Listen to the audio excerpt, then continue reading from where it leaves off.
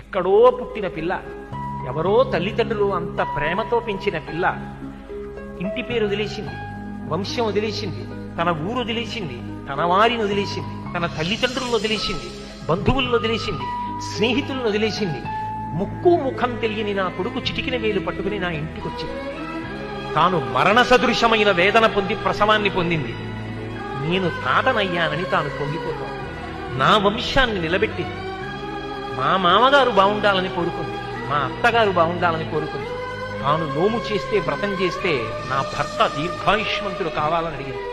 నిద్ర లేచి మంగళసూత్రం కళ్ళకద్దుకుంటే మా ఆయన బాగుండాలని కోరుకుంది. నా కొరకు ఆమె ఏం అడగల.